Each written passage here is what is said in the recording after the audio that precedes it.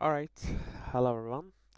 So welcome to my first trade breakdown video on my YouTube channel. Actually, it's my first time trying to record a video with trade breakdowns.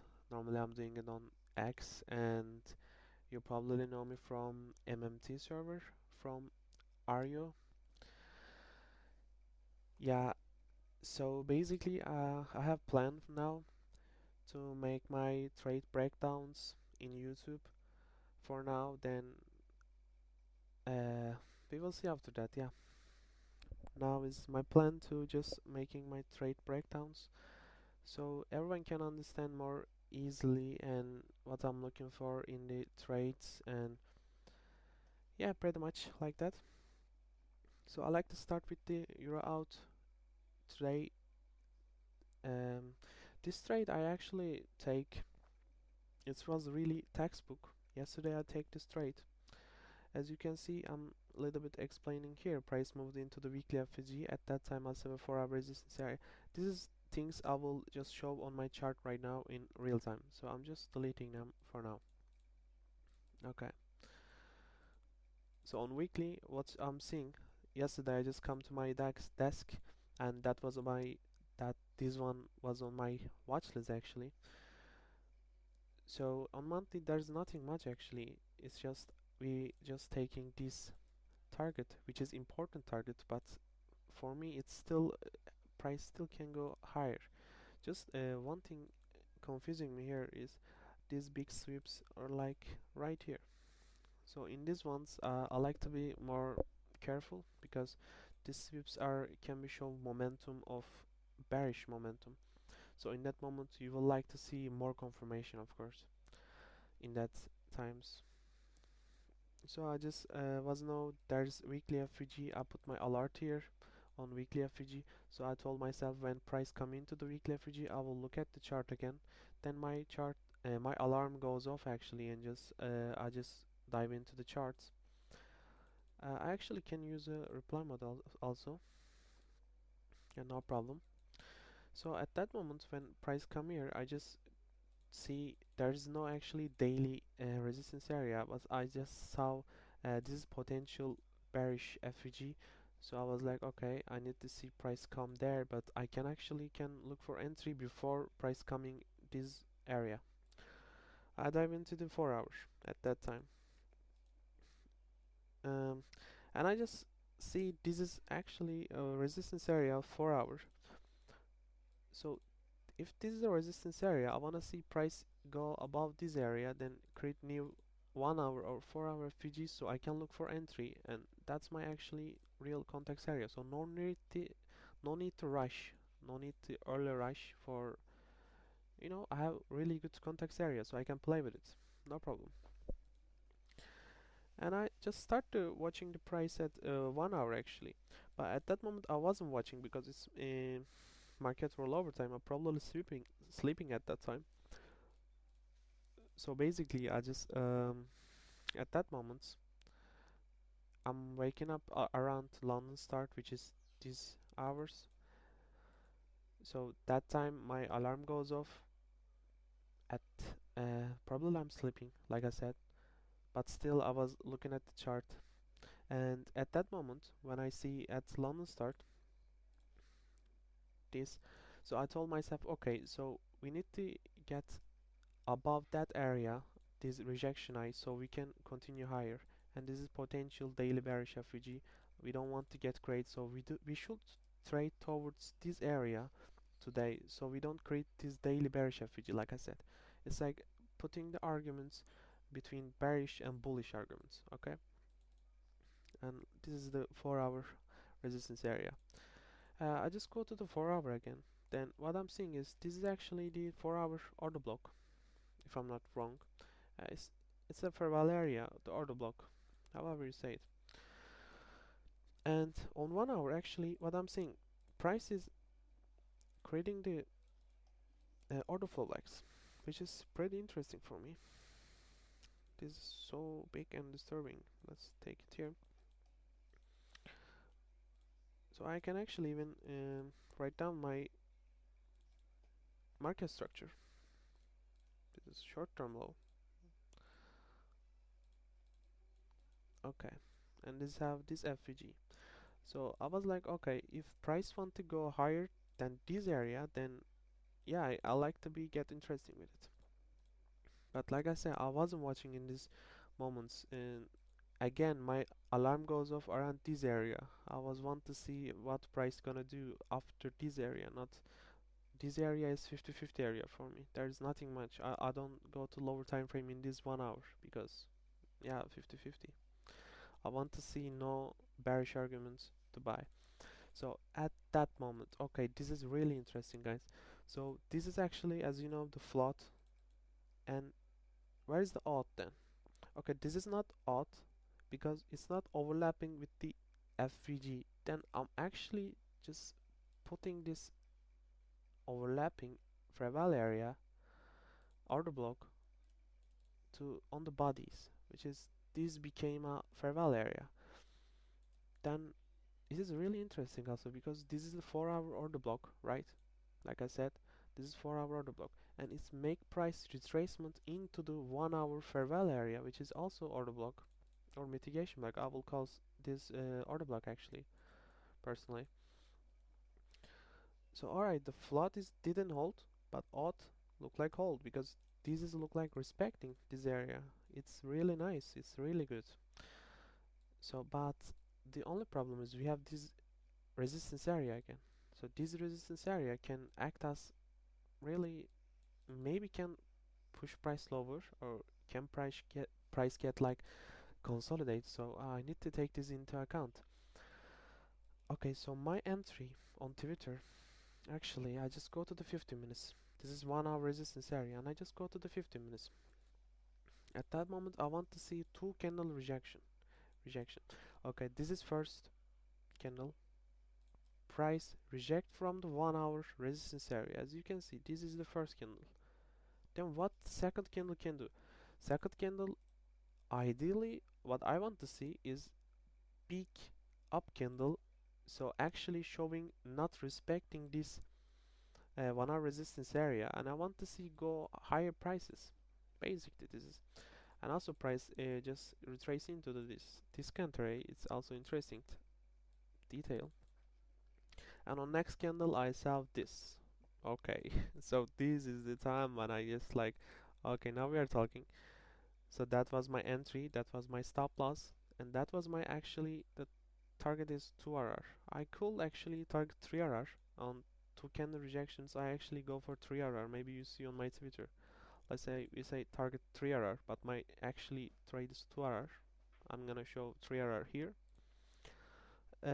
Where's the target stand? Like, what's going on daily? You know, this is the place we should not create the daily FVG. It's showing the now maybe, but yeah, at that moment it didn't coming there yet. So to the reply mode is just having problem. You get me, guys. So 1 hour I was saying like, okay, this can be target, this can be target, this can be target, this swing, guys. And if we come here, then we don't create the daily bearish FVG. So there's too much going on here. Okay. Anyway, so what's happened in price?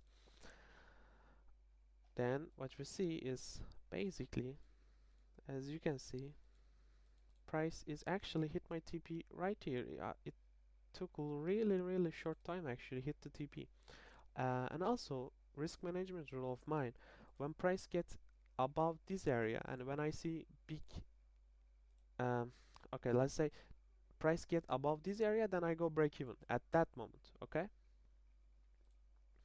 and little detail is actually overlapping with the 5-minute FVG, but it's not so important because I was already go break even if there's no 5-minute overlapping FVG, because we take the closer target. So I don't want to see price go below here. I want to see prices run. Yeah. So but let's say we don't have the context area here is high here, but let's say it was like right here. Okay, even if the high was right here, if I see this expansion phase candle, then I will say like I need to go break even because this is the candle signs entry, two candle rejection entry, and in my opinion I should go break even after I see this match expansion phase candle, because price should go higher, you know. There is no reason the price come back right here. Maybe to this FVG, then yeah, it's bit hard, but it's another topic I can talk with another trades, not on this one. So anyway, let's say even if we target 3RR, we could easily hit the TP and no break even on this trade. Actually, it was really textbook for me. I really like it. I actually tagged the Arjo on my axe, but he didn't see it. Maybe he was busy. Busy. We'll see. We'll see. No problem. Big credits to Arjo. Like, he is my mentor, and yeah, everything I'm telling here, I just learned from Arjo. He's really big influence on me. You know. Okay. On another trade. So NQ trade. Actually, this is a bit like if I say this is the A plus and everything is combined together, the top down, okay, then I will say this is not the A plus like this one. I also can show how the other entry opportunities actually I can do that. It's easily. Yesterday it was on the live on Discord server, on my Discord server actually. So in that live I show you guys. I'm gonna show really fast, okay? This is the stick entry actually. Just I was thinking, and actually this is also the 5-minute order flow entry. If I'm not wrong, should be, yeah, that area, because price run, that should be order flow entry also. After that moment you go break even. Okay, no worries. The order flow entry, 2 candle rejection, that's my entry. You remember at 2, and one of them is like I say just 1 hour stick entry. This, yeah, like that. And actually there's one more thing. It's funny enough, but even for me that was potential entry. I haven't actually took this one. Where did I put my stop loss? I think I believe I just put my limit order in here. So yeah, and last night I just took inside of this trade. I don't know how it's gonna goes, but lately my trades with 2 candle rejection and stick entries are really nice, and I'm also using the order flow. I'm using most of the MMT concepts, to be honest. Yeah. So yeah, just come into the this trade. So I don't have futures charts, so I have a delayed chart. Okay, taking my trades on NAS 100, but yeah, let me show you this. So my view on this chart was want to see potential unusual contacts even if we don't hit the lows. I was focusing on catching the short-term targets. I entered with a stick entry and the next candle hit my take profit. So the only problem with this entry I'm gonna explain now. So only problem with this entry, okay, see this as a like let's clear this up for now. At that moment, before I come into my chart, I see it like okay, so price actually uh, maybe want to go lower because it doesn't overlapping with FVG, it's not running, and it's have long wicks right here and facing with resistance areas, etc. And we create this 4-hour FVG, which is actually alarm goes off on my head. We might see lower prices, and if we see lower prices, then I have actually close targets. I don't need to target that low. I don't need to, because I have close targets right here. These targets can work well for me. So I was like, yeah, okay, let's see what we can do. I wait for 9:30 equity open. I don't trade before the 9:30. So the interesting part right here. So generally I don't enter before the 9:30. Okay, this is my rule. But yesterday I see, okay, 4-hour context is actually taken right here. Oh, this is also overlapping with this. Okay, so on 1 hour, do we have anything? No, not really, just targets. So at that moment, I see this 15 minutes FVG just get traded into, okay? And I was looking at the chart at that moment. I see, okay. So you're telling me the next candle gonna be accurate to open and we just respecting this area, this FVG, this overlapping defense, okay? So I was like, alright, so I'm entering. My entry was around 928, okay? So I put my stop loss right here and I just target 2RR, which is actually could be target 3RR. But again, I just go safe on this. On 2RR, I see, okay, the next candle, boom. that, that, that was it, guys. But when price come into this area, even not this area, when price just creating this 5 minute FVG, I was like already break even because it's bit risky trade because um, price can take this high on equity to open with the volatility and can still go down. That was the risk. So that's why I don't like also equity to open trades like this stick entries. But in that one, I was feel like it's gonna explode, go lower because there was I don't know. I feel like this is running and this is FVG, this is stick, this is respect, this is close targets. So I feel like price gonna explode, go lower. And yeah, it did. My entry could look like that or like that, doesn't matter. Actually, it's run really good. But I don't like holding trades like this because I don't see, I don't know, I don't need it. If you have like good account, okay, if you have big account, then you don't need to hold that much of trades. I just go maximum of 3RR. But I don't know if you have personal data and something, if you hold trades longer, then no problem with it. But just I'm telling what's work for me, okay? Just I'm just going with a 2RR or 3RR. That's all. That's all I'm doing.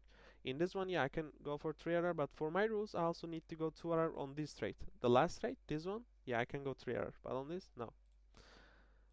So, yeah, and Q trade was also like that. Um, and also, guys, if you like my trade breakdowns like that, you can tell me I can do more.